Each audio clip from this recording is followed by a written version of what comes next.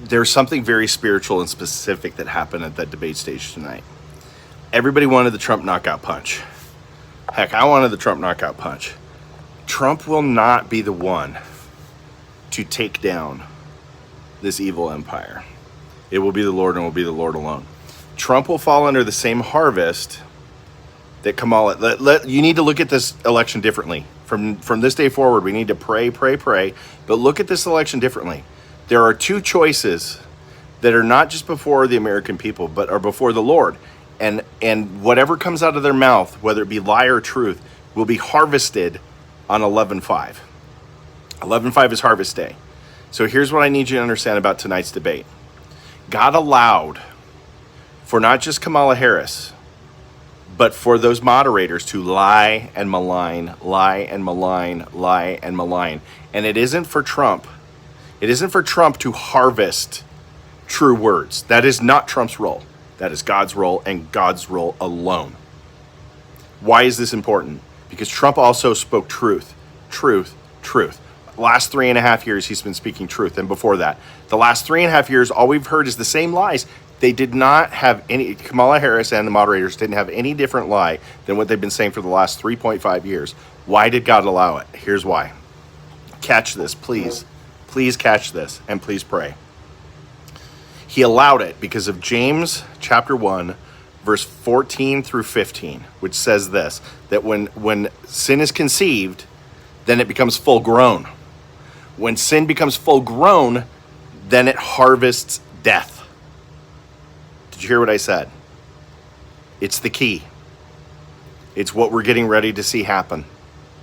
We're getting ready to see God harvest every single word that these politicians and prophets of Baal have been speaking. Not just Kamala Harris, not just Obama, not just Biden, but Trump as well. That's why I know he's going to win. And that's why I know it's going to be the Lord's hand, not man's hand. All right? So here's what you saw tonight. You saw God allow the opportunity for people to speak truth. Every seed that has been planted, what does it say? The word says that if whatever, over the flow of the man's heart, the mouth speaks. You saw seeds planted, seeds of deceit or seeds of truth. Come November 5th, God is the harvester. It's not even the voters. Although we need to vote, we need to pray, we need to do all those things. It will be God that harvests. This is the election of harvest.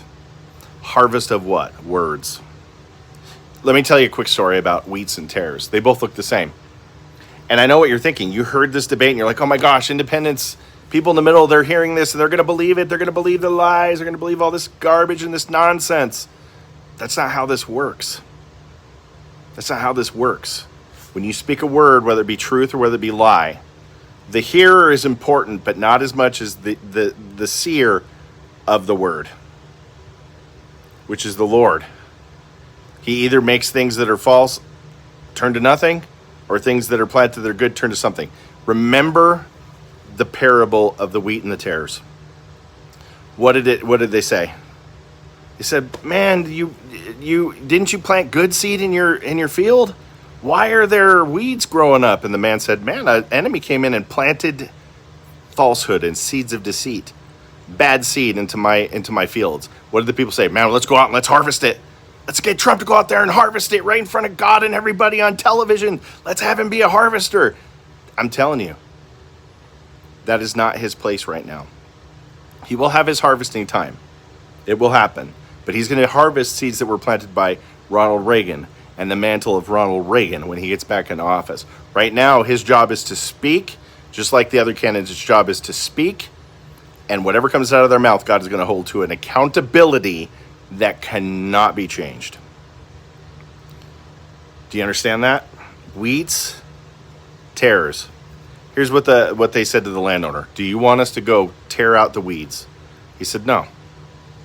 Let's just wait. Wait until harvest. And then we'll harvest it all. And we'll figure out what's true and what's not." That's where we're at, ladies and gentlemen. Difference between a wheat and a tare. They both look the same until they're full grown. A kernel of wheat has weight to it. It has substance to it. Truth has substance to it. Lies do not have substance to them. They both may look the same. So you might be thinking, independents saw the same thing. They saw this guy say this, and this guy say that, and this girl say this, and this guy say that. And in their mind, it's the same thing. It will come full grown come November 11th. Truth will bow down, just like wheat. Tares will stand straight up, like pride. What I saw tonight was I saw the enemy giddy with delight and fear in the people.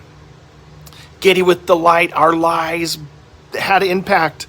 We won this debate with lie, and all we did is just boom, boom, boom, boom, boom. I'm telling you, that, what we saw, was God allowing everything to be laid out on stage before all of the people. And those lies only bring death. It's a fact. So do this, pray. Don't worry about what you saw. Worry about what the harvest is.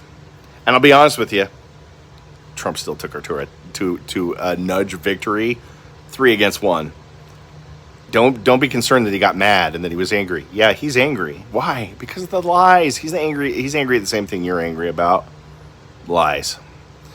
It's interesting that it happened on the soil of Pennsylvania. I'm also very encouraged that he brought up innocent blood spilled in Babbitt. Needed to be said. God's going to use this, and it's not going to turn out the way the enemy thinks. They can be happy as could be. I guarantee you in a week, they're going to be underwater of what? Unsubstantiated comments that are lies. Watch. And it ain't going to come from the media. It's going to come from other people. Be blessed. Be encouraged. Tonight was a good night. It's a night of harvest.